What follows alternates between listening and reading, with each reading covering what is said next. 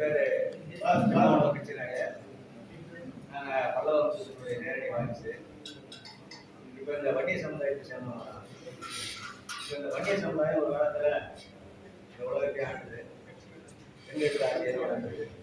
அப்போ ஒரு பெரிய கோயில் கட்டினதும் உலகத்திலே பெரிய கோயில் கட்டினது பல்லவர்கள் தான். அது மாதிரி ஒரு பாரம்பரியம் மிக்க ஒரு இனம் இன்னைக்கு ரொம்ப கஷ்டமான சூழ்நிலையில வந்து இதுக்கு காரணம் பல சொல்லலாம்.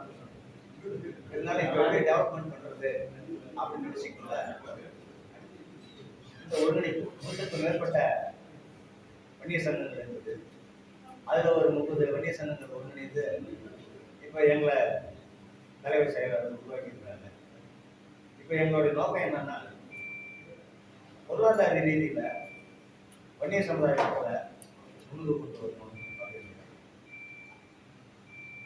முன்னெல்லாம் வந்து அறிவாளிகள் குறைஞ்சு வன்னிய சமுதாயத்தில் முதல்ல அறிவாளிகள் குறைஞ்சு. இப்போ அறிவாளிகள்லாம் நிறைய ஆயிட்டாங்க. அவங்கள பயன்படுத்தி நல்ல திட்டங்களை தீட்டி நல்ல செயல்பாடு செஞ்சு அதாவது தொழில் வியாபாரம் இந்த மாதிரி விஷயங்களை ஈடுபட்டு பொருளாதார ரீதியில் முன்னுக்கு கொண்டு வரணும் அப்படின்னு தான் எங்களோட கான்செப்ட்.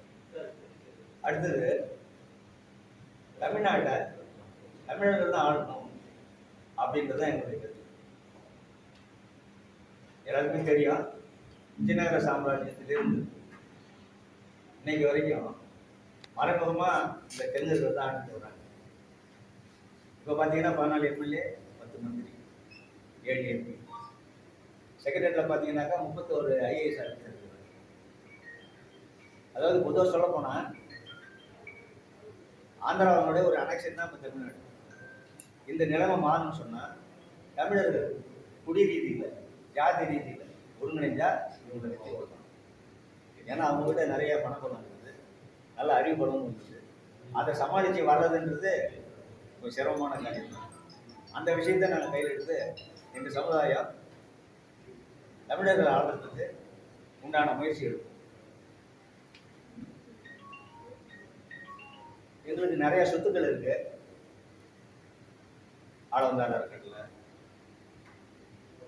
பிடிவி செங்கலுரையன் அறக்கட்டளை, கந்தசாமி அறக்கட்டளை, கோவிந்தசாமி அறக்கட்டளை, ராமதாஸ் அறக்கட்டளை, இப்படி பல அறக்கட்டளைகள் இருக்கு. நிறைய சொத்துக்கள் இருக்கு. அந்த சொத்துக்களை எல்லாம் சரியா பராமரிக்காம இருக்கு. அதை முறையா பராமரித்து கண்காணித்து இளைஞர்களுக்கு நல்ல ஒரு வாழ்க்கையை அமைச்சு கொடுக்கணும் அப்படின்றது எங்களோட நோக்கம். இப்போ அடுத்தபடியா தம்பி ஜெயகரி இது சம்பந்தமாக பேசுவார்.